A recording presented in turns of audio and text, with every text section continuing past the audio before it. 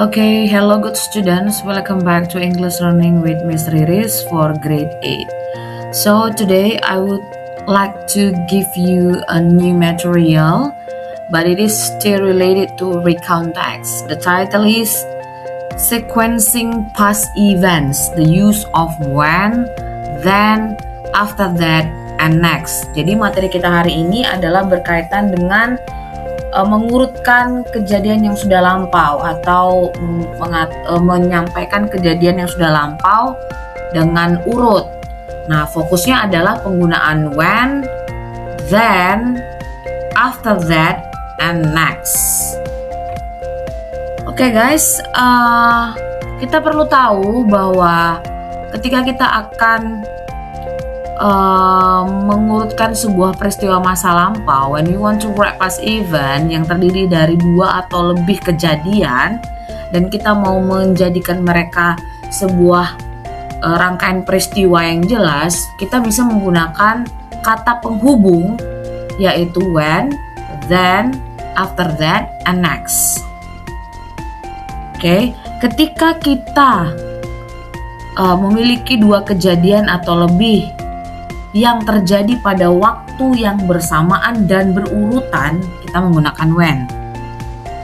Tetapi untuk 2 atau lebih kejadian yang terjadi secara berurutan, walaupun tidak dalam satu waktu yang sama, kita menghubungkannya dengan menggunakan kata then, after that, atau next. Ya. Jadi itu perbedaannya. Oke, let's take a look deeper to the explanation. Kita lihat lebih dalam lagi. So, please look at the examples below. When I saw the scary moment, I called the police. Nah, pada peristiwa ini ada 2 events. I saw the scary moment and I called the police, and it was happened in the same time, dalam waktu yang bersamaan. When I saw the scary moment, I called the police.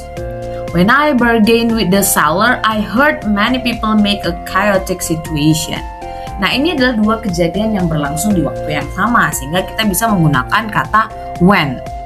Diterjemahkan dalam bahasa Indonesia, when ini artinya adalah ketika. Nah, lalu bagaimana juga kalau dia diletakkan di tengah penggunaannya? I called the police when many people robbed the thief. Ini juga terjadi dalam satu rangkaian waktu yang sama. Nah, berbeda dengan contoh selanjutnya yang menggunakan kata after dan then. Perhatikan. The police came to the crime scene after I called them.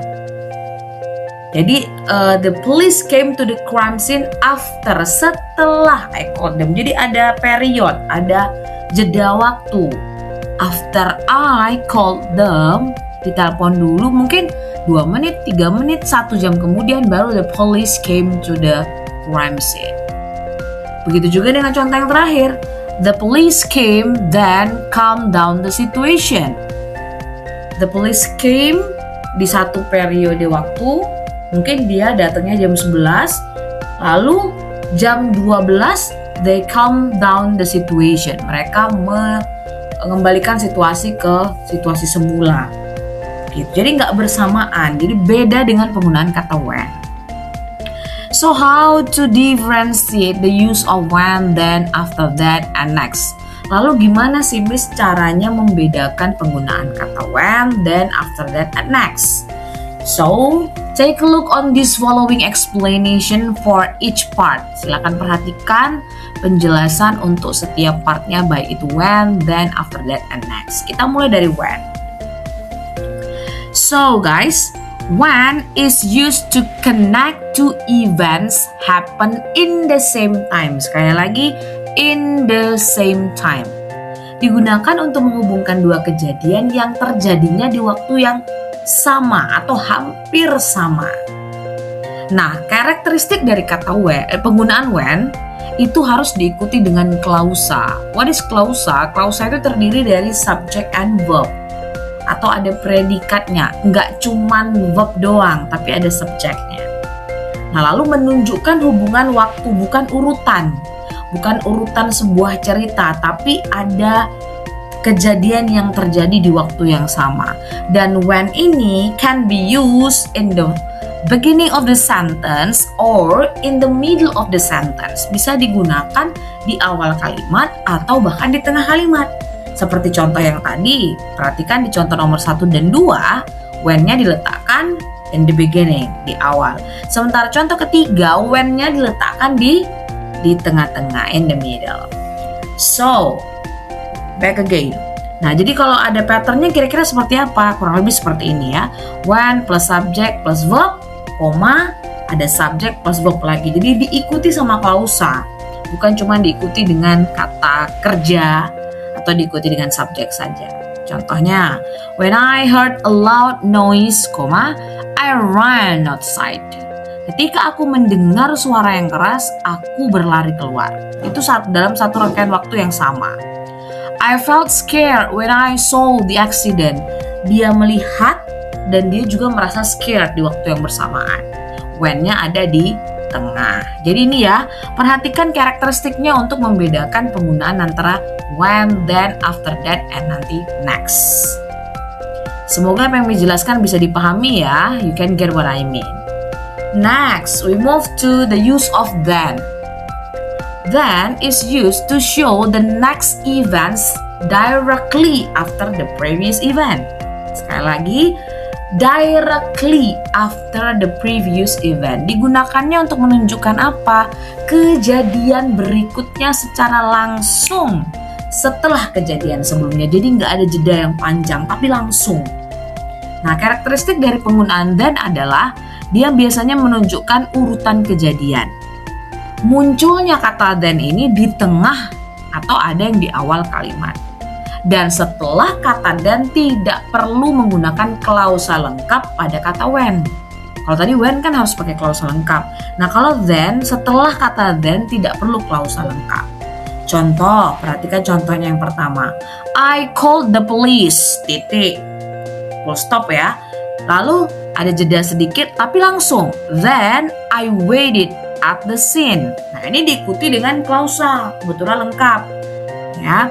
Nah, contoh yang kedua, ini yang tidak harus lengkap klausanya.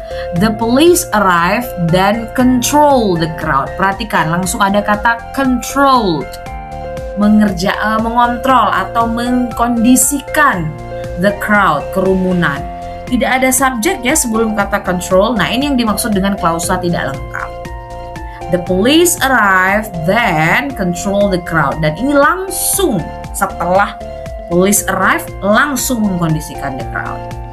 Jadi perlu diingat 3 karakteristik ini untuk membedakan antara kata penghubung yang lain, baik when, after that maupun next. Oke, now the use of after that. Sekarang penggunaan after that.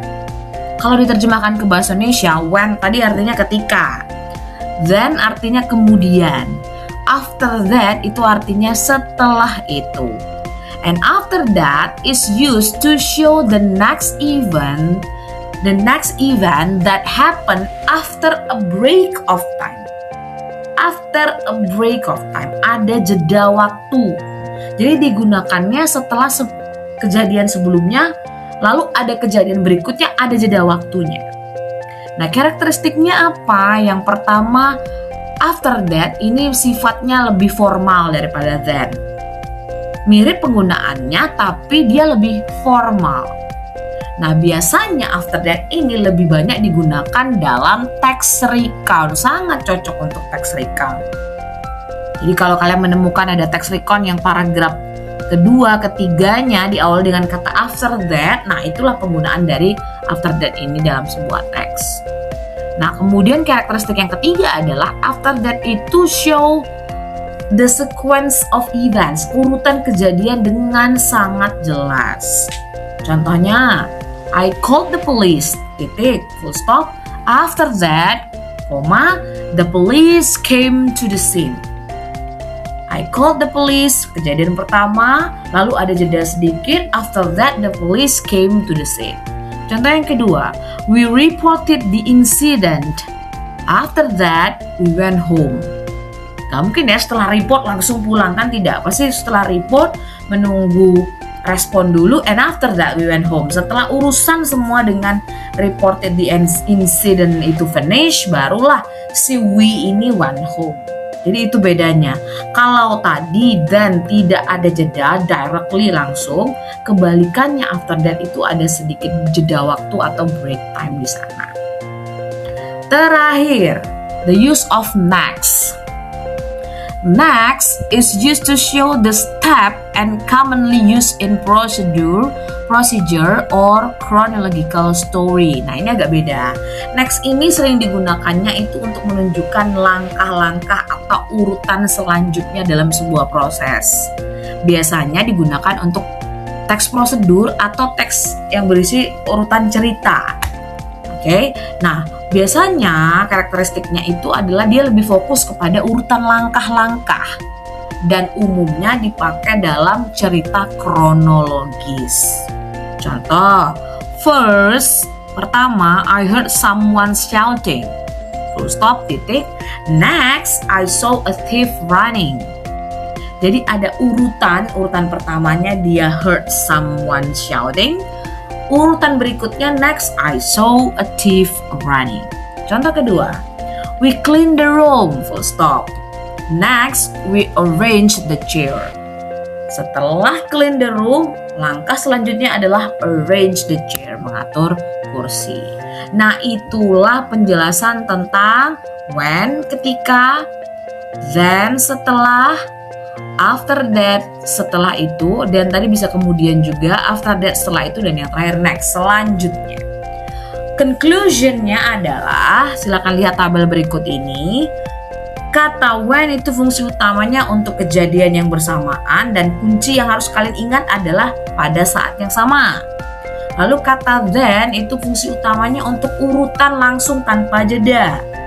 Nah, ingat pengertiannya kata dan ini adalah lalu, kemudian gitu ya. Nah, after that ini digunakan untuk urutan yang jelas plus ada jeda waktu.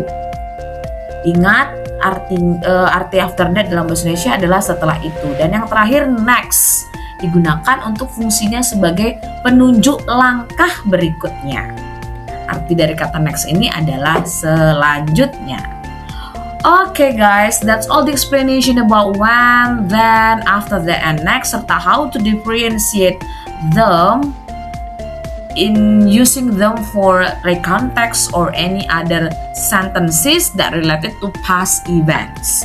Semoga penjelasan yang lumayan panjang ini bisa membuka pikiran kalian dan semakin mengerti ya. Oh, ini perbedaan dari the use of when, then, after that, dan next. Nah, nanti akan kita pertajam pemahaman kalian dengan latihan soal. So, that's all for today. Thank you very much for listening to my explanation through this video. And we are going to see you again at on-site class. That's all. Thank you and have a nice day. Bye-bye.